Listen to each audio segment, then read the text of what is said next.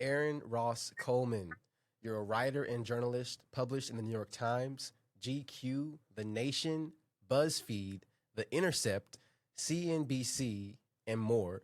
You're the creator of Freedom Studies, a newsletter where you write about abolition, economic democracy, and emancipation. Thank you so much for joining In Depth with Dion. Oh, thanks for having me. So, we crossed paths just not too long ago on Substack. I had came across some of your posts, and it just was given. It was given liberation. It was given. It was breaking free from this capitalistic mindset that we find ourselves living in, and it was a breath of fresh air as someone who considers myself an abolitionist journalist. People like Ida B. Wells are those that I consider my North Star. Your posts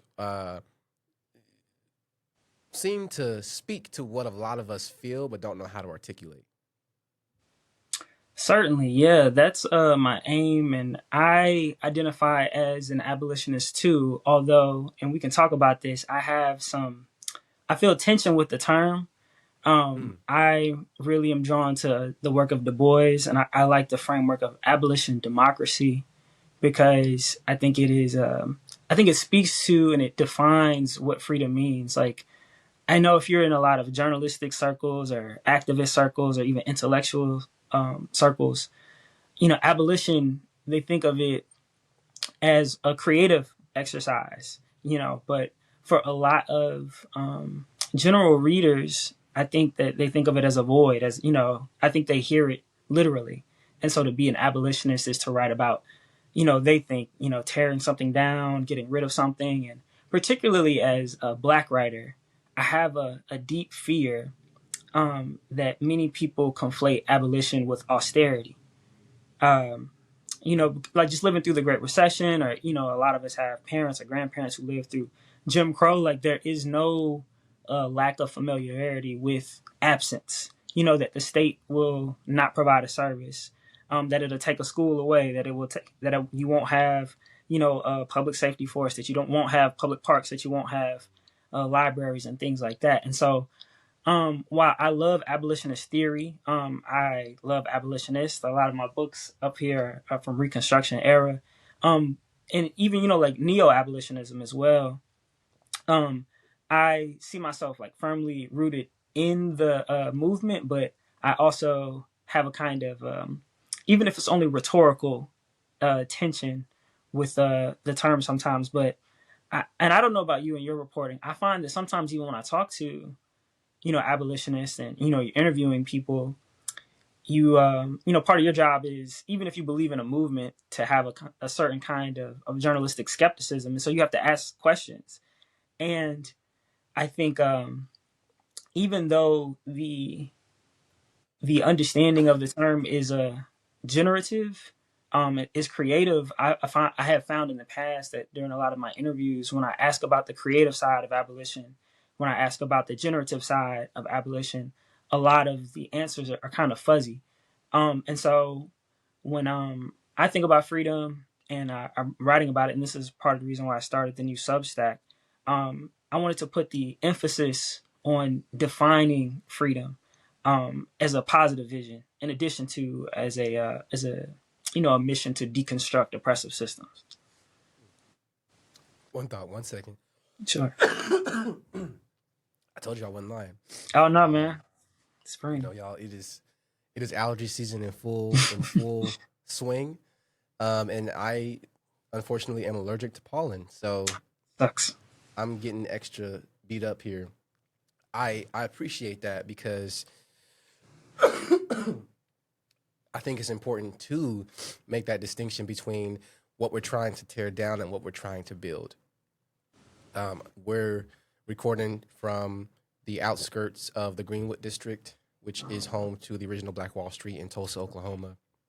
And so much of the story is about what was torn down by white supremacists, and so little the story about the rebuilding, has reached, national consciousness. You know, we know about 1921, but we don't know about 1925 when it rebuilt, Mm-hmm. 1940s when it was even bigger.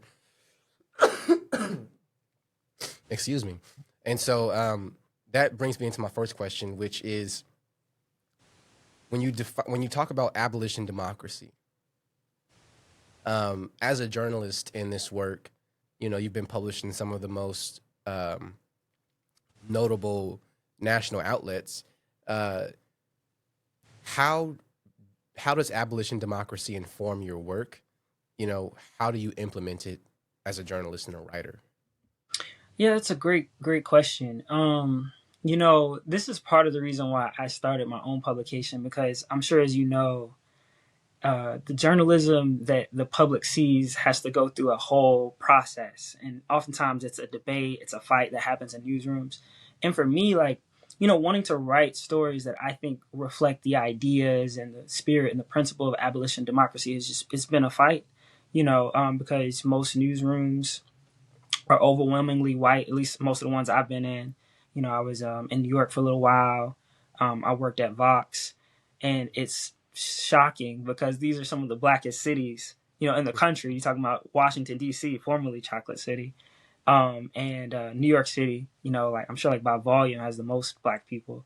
And they would, you know, you might be the only person of color in the newsroom, certainly the only black person in the newsroom or working on the news side. And so I think it's been difficult. And it's actually the push towards abolition, I would say centering in my journalism has been something that I've worked towards for the last 5, 6 years. Starting with like, you know, the second wave, Black Lives Matter, you know, George Floyd moment.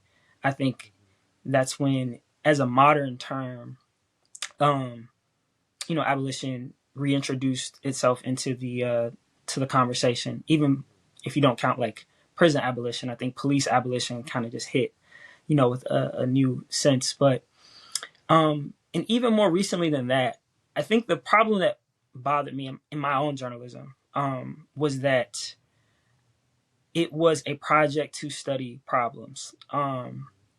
So I was focusing a lot on racial capitalism in particular. You know, a lot of people were inspired by Cedric Robinson. So you're going to be reporting on disparate outcomes in markets, the ways that markets treat people of color differently, the impacts of segregation on markets and such like that.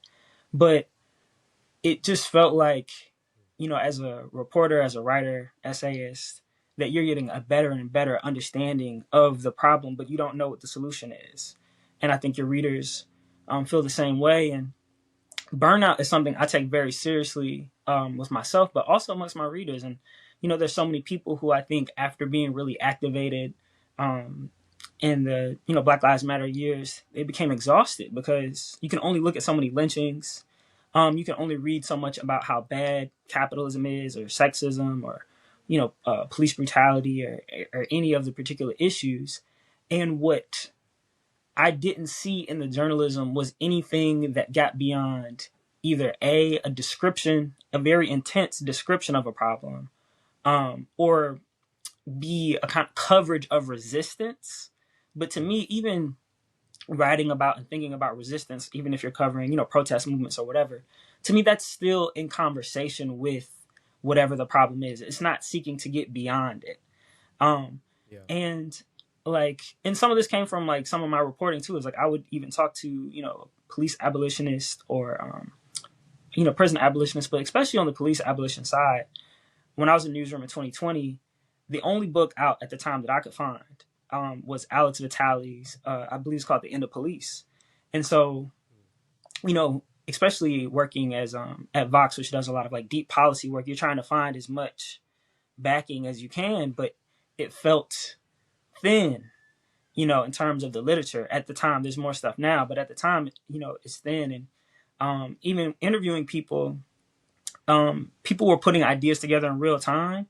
And while, you know, I think I don't like believe in objectivity journalistically, but I do believe in like, you know, rigorous, fair reporting. So as a person who's very sympathetic with these movements and, you know, writing, defending them, fighting for stories to be told in the newsrooms, it was difficult to find people who had a robust vision, I would say. And so that kind of is what pushed me more towards, following, like, that experience was very influential on me.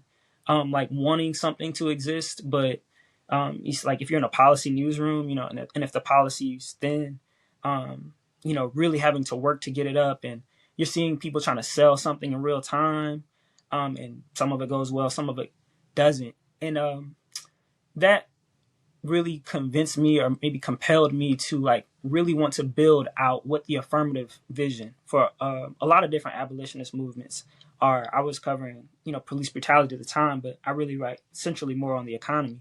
And so that's something that followed me even to my work. It's like, okay, I can describe racial capitalism really well. I can tell you about all these inequalities really well, but what is beyond description or even resistance, and how have Black thinkers across time understood escaping, replacing, making capitalism obsolete.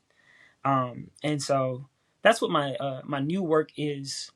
It doesn't leave behind the criticism, the critique, or the diagnosis, but it's really centered on interviewing people, exploring ideas, concepts that are escaping such an intense focus on oppression.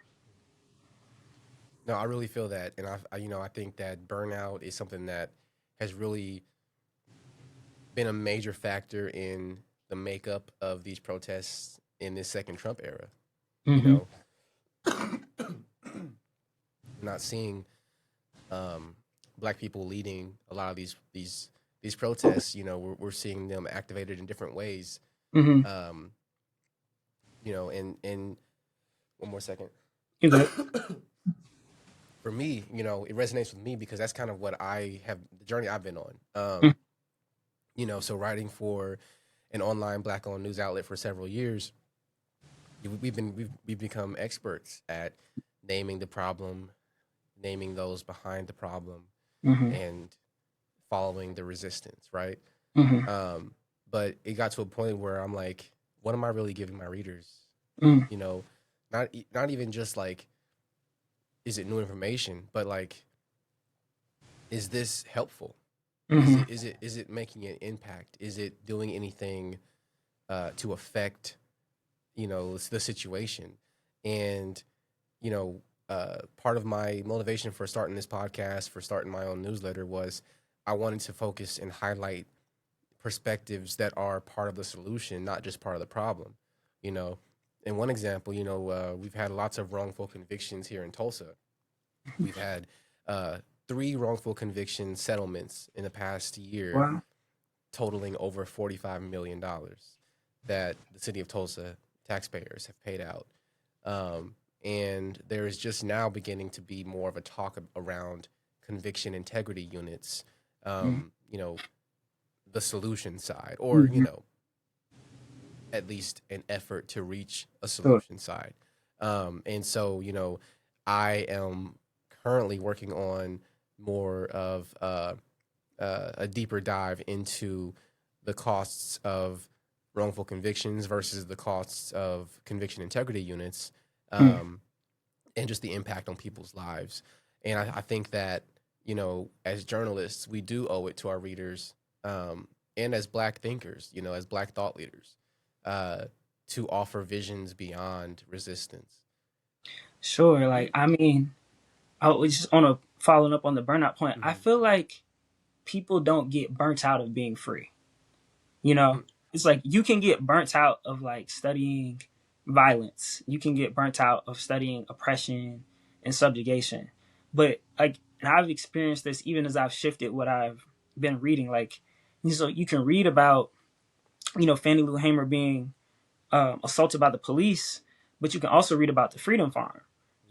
Like you can read about these experiments in Black cooperatives and Black unions, and Black mutual aid societies, in the past and in present. And when you see like, wow, like people are in community, they are creating alternatives, they are practicing non-domination. Part of it sometimes even feels utopian. And like to me, it's given me a completely different way to engage with the work. Like, I don't know about you, but the way I've seen it is like a lot of people are like very engaged, and then when you're engaged for a long time, you can get burnt out, and then there's the demobilizing, and that can go like either two ways, or probably, I mean, more than two, but two of the ways I've seen it go is like you just, you demobilize, you stop following activism, you stop following issues, you consume a lot of pop culture, or there's another kind of like black excellence demobilization, as I would describe it as. It's like you follow a lot of celebrity culture or black success stories, and those are affirmative, but they may not be transformative. Mm. And so, studying the history, not just of oppression, studying the past and present, not just of oppression, but looking at what does liberation look like, what does freedom look like. It gives you a way to still, it's giving me the way to still do the work, but not have to feel so heavy all the time. So I think people do not get burnt out from being free, and that it's like giving me a sustainable way, and I think gives readers a sustainable way to like, okay, I want to be active, I want to be informed, but I don't want to feel horrible. And also too, I don't even think it's like a cop out, because I've done some work like in solutions journalism before, where it's like you have to write about the story, and it has to have like, I feel like it's a good idea, but as practice, a lot of times it's like happy journalism, or like every story needs to have a happy ending.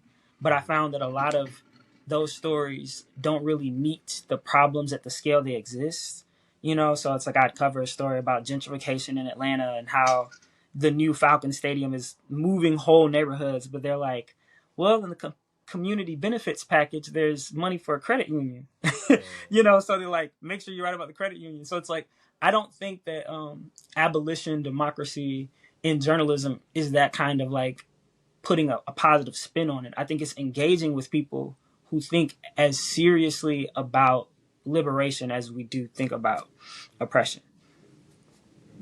That's a word. I wanna get your thoughts on some of the posts that you've made Sure. that I felt really resonated. Wasting money on rockets from Iran to the moon. So while everybody's aunties and grandmas are excited about the Artemis 2 flying to the moon and a black astronaut, giving this speech, in the air, you're over here saying this ain't this ain't what we should be focusing on. Yeah, I mean, yes. And it's funny, it's like every other little kid, like I wanted to be an astronaut when I grew up. And I love like outer space sci-fi movies. Like I've watched Interstellar more times than I can count. Same. So and I watched the takeoff, and I mean, it is like, it's wow. And like I get the people who feel inspired and who are, very caught up and follow it. But the inspiration for that piece was um the history of how the Southern Christian Leadership Conference, the year after Martin Luther King was assassinated, had protested the initial Apollo mission. And I thought that was so interesting. It's not something that you hear about a lot. I think the first time I saw it was in the 1619 Project FX documentary. They had a little clip of Ralph Abernathy down there, and they like ride a mule to really make the contrast more dramatic. Of like, you've got this mule drawn cart and this group of black people down here protesting as like people are going up into outer space. Um, and if there's one line in that piece that really stuck with me, and I really do believe it, I said that it's not just that we're barreling towards a dystopian future, but a technologically advanced dystopian future, but that we're falling backwards towards a technologically advanced dystopian past. Because Mm.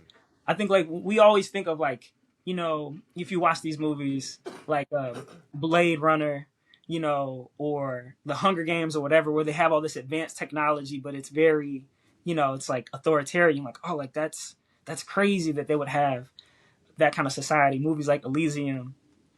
But to me, like my dad, he's from Lowndes County, Alabama. It's in between Selma and Montgomery, very rural county. A lot of activism has happened there. But he, would tell me about how he grew up with an outhouse. Um, and you have to think my dad was born in 1962.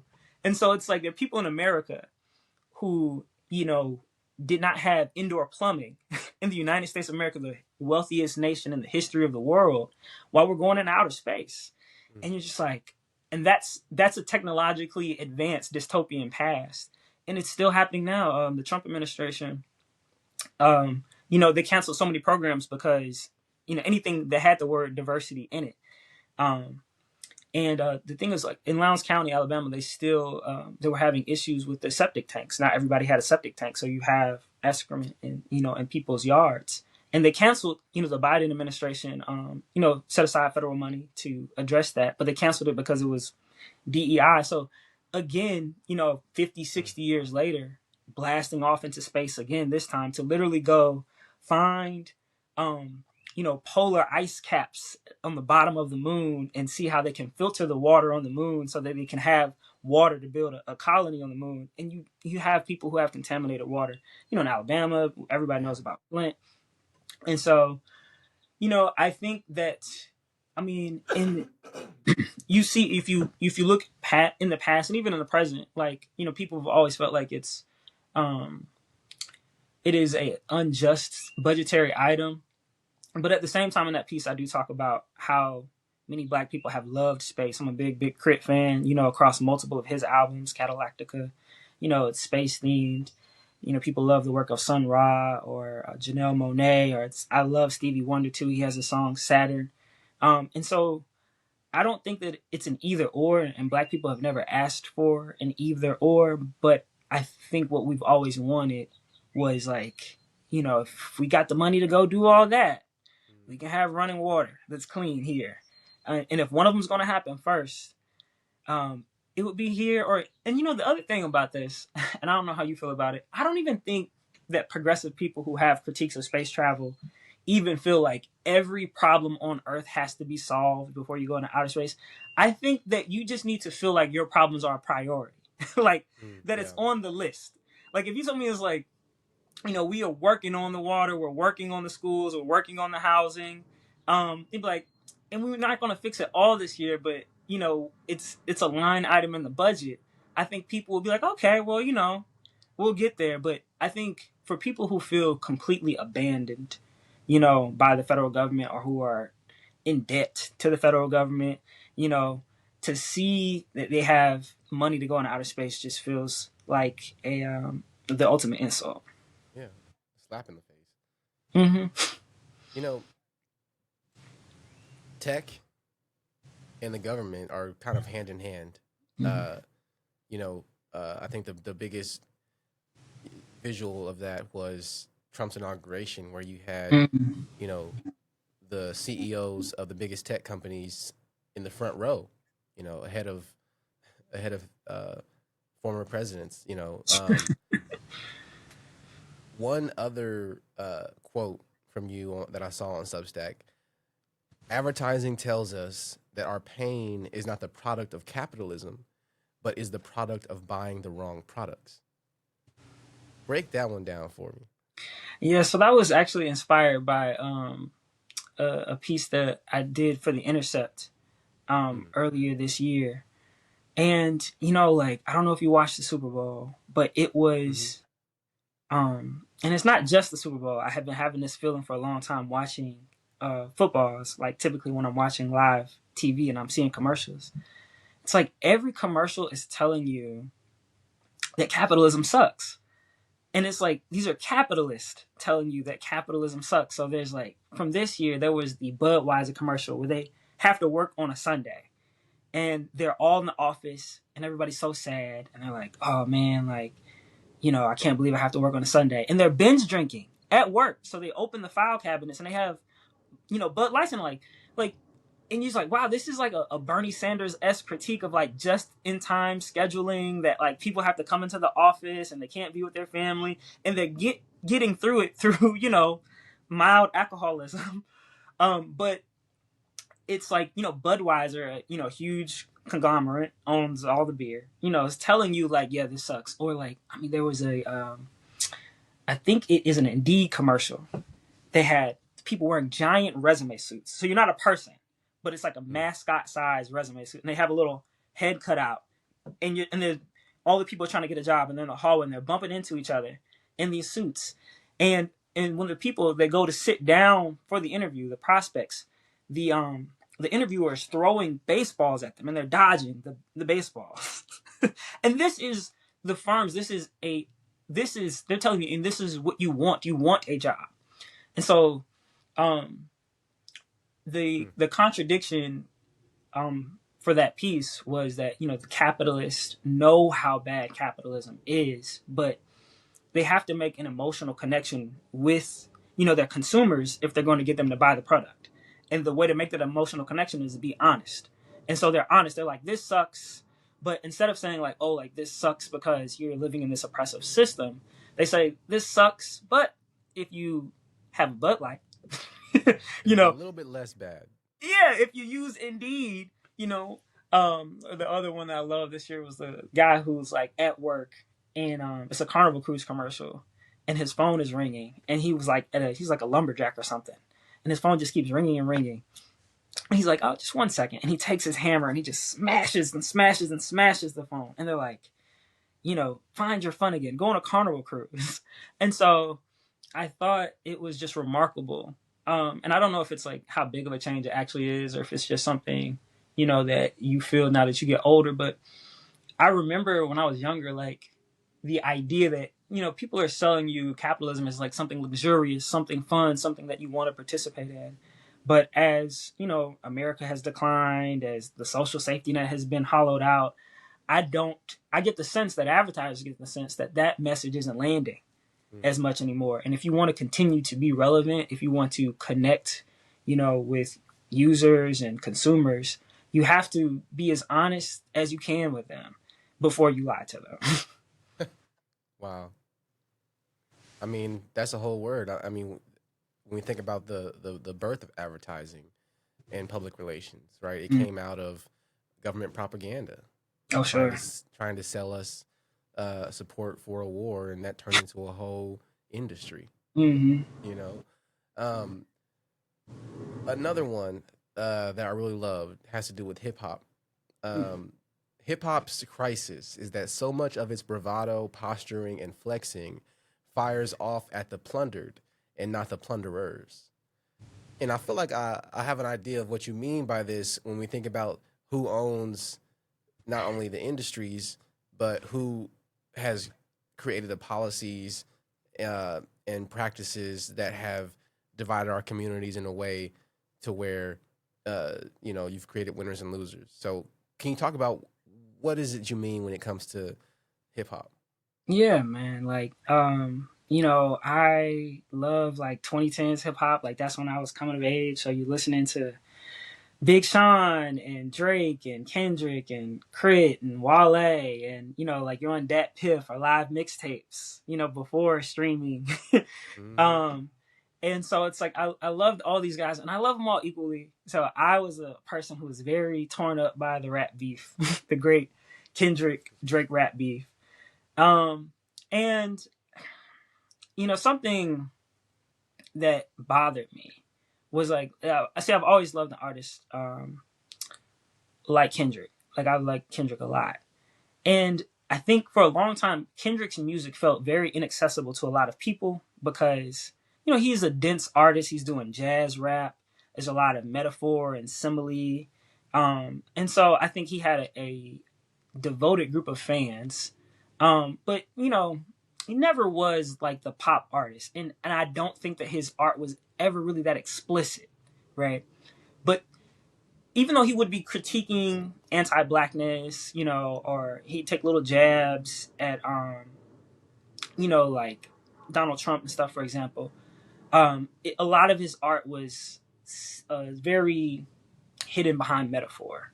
And the intensity and the ferocity with which the rap beef took place from Kendrick, from Drake, from all these people, it's like it was so specific. It was so ferocious. It was so, like just expansive. I think at one point in time he said, I have like an whole album of, diss tracks. I'm not even going to drop them all, but like, you could. And I was just like, where is this beef for capitalism? Where is this for segregation? Where is this for redlining? And it's not to say that it doesn't exist in hip hop at all. Like, I think, you listen to artists like Black Thought, he, can really get into it. But in that same note, I also quote a line from J. Cole and Nas. They have like similar lines, but they both basically say that, like, and I take them to be talking about rappers, but I think they also mean just general people in the community. It's like that there's a lot of smoke when your enemy is another Black person in the community.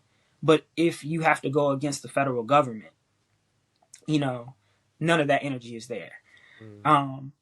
And I like thought that was true, and I think it's tragic. And I think like one of the reasons we love hip hop artists is because they're like superheroes. Like, I mean, they take on personas, like many of them, they have like names and aliases. And I think this is part of the reason why people, still really look up to Tupac, is because I think, he wasn't perfect, but, Tupac was, did go at it with the police. Tupac was talking about the military industrial complex, like very explicitly. And I think that, like, when I think about these superheroes, these hip hop superheroes, like, you want them to use their powers for good. And you hear so much about toxic masculinity, and a lot of masculinity is toxic. But like, if you think like, when would all that violence and all of that willingness to fight and all of that, puffed up chests be good and right? It would be like, well, when we're using it against people who are oppressing us, like, channel all that masculine energy that is so often, used on the weak, that, has become toxic and a problem, and use it, at the man.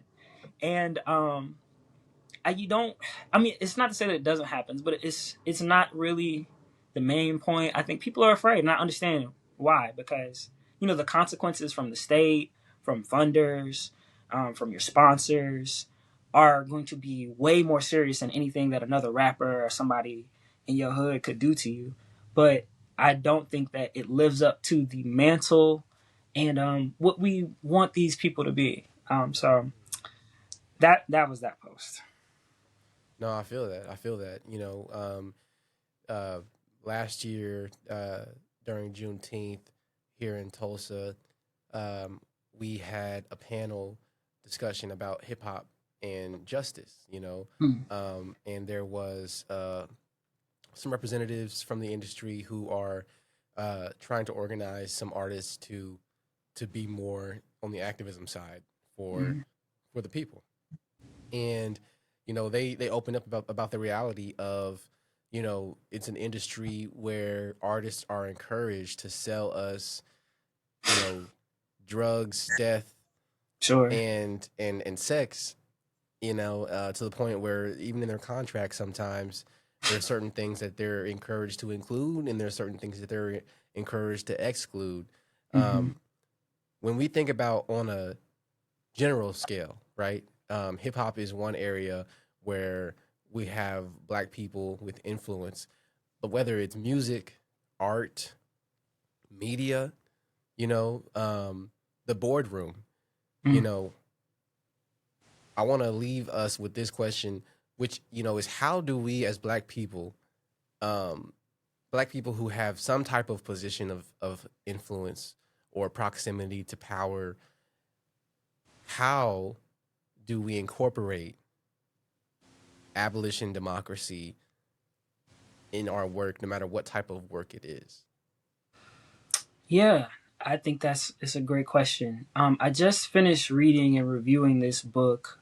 It's called The Lowest Freedom. It's by Justin Leroy. It comes out on April 21st, I believe.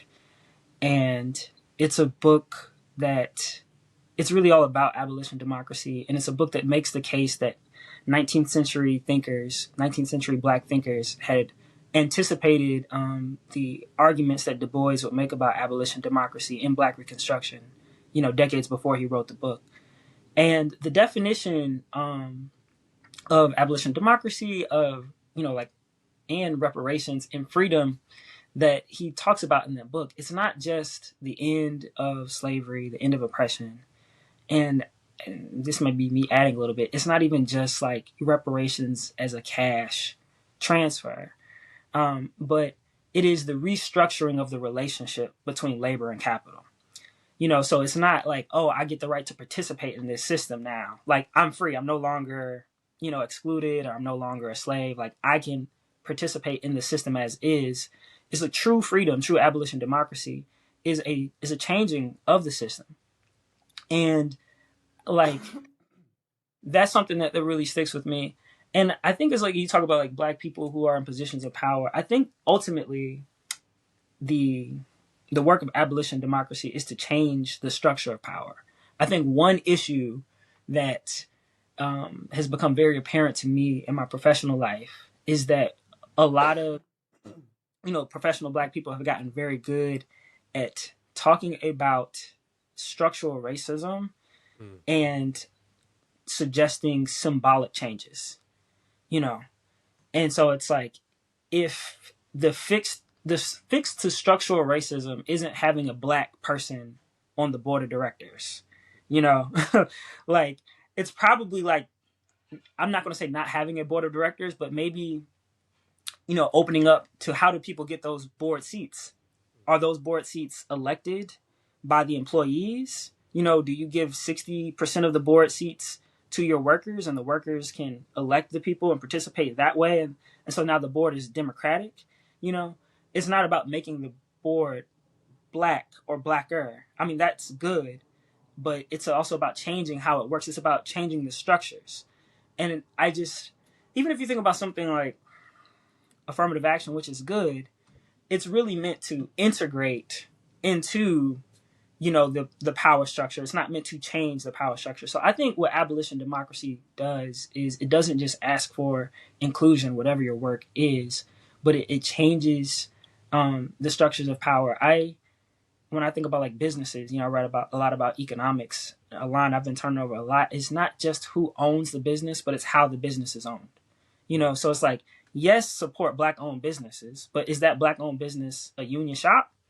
Because that's a structurally different power relation. You're saying that, okay, it's a Black-owned business, and the employees there have voice in what's happening, and maybe they have some share of the profit that's going on. And so they're not just, people who can be fired at will. They're not people who don't have any power over their schedule or anything like that.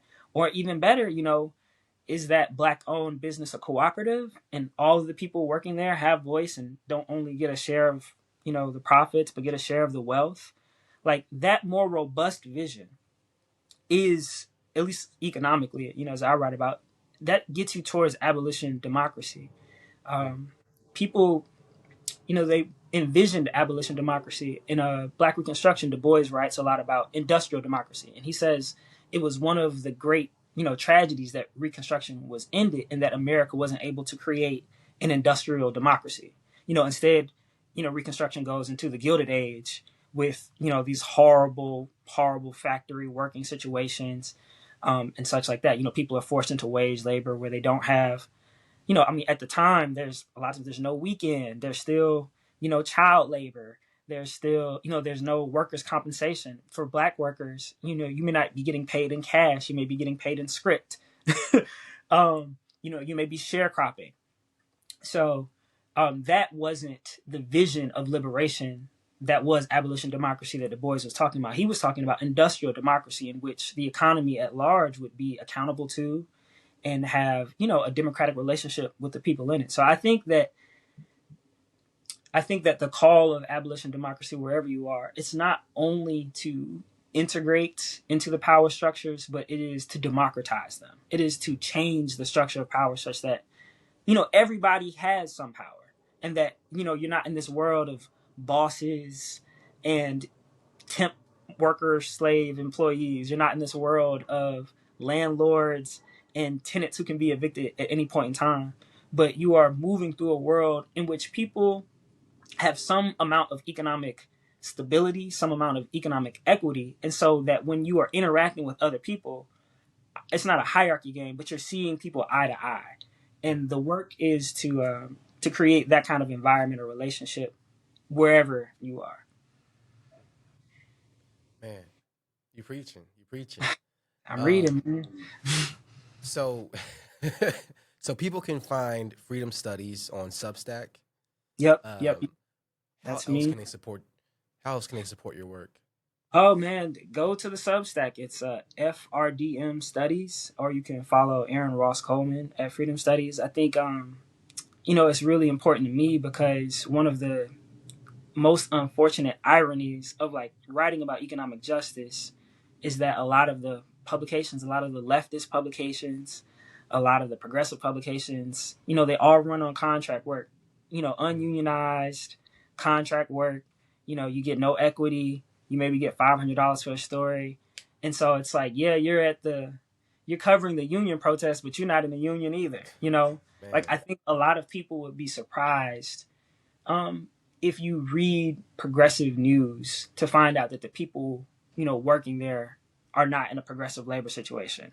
People at ProPublica are on strike right now, yep, and and they do so many investigations into corruption and such too.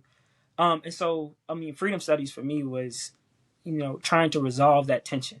I didn't want to be writing about all this this progressive movements and not have any equity, not have any ownership over my intellectual property, um, not have a say. And so it's combining, the ends of economic justice and economic justice storytelling with worker ownership. So yeah, freedom studies everywhere, but just on Substack and starting the other profiles soon. But yeah, that's me, Aaron Ross Coleman on at Substack and Freedom Studies as well. well, I'm looking forward to following more of your writings and drawing inspiration. It's definitely informing my work. I feel like I have a lot more homework to do myself because I want to make sure that I am advancing abolition democracy and not just um, resistance and reaction. Same here, man. Thanks so much for having me on. Hey, brother, I appreciate your time. Thank you so much for joining In Depth with Dion.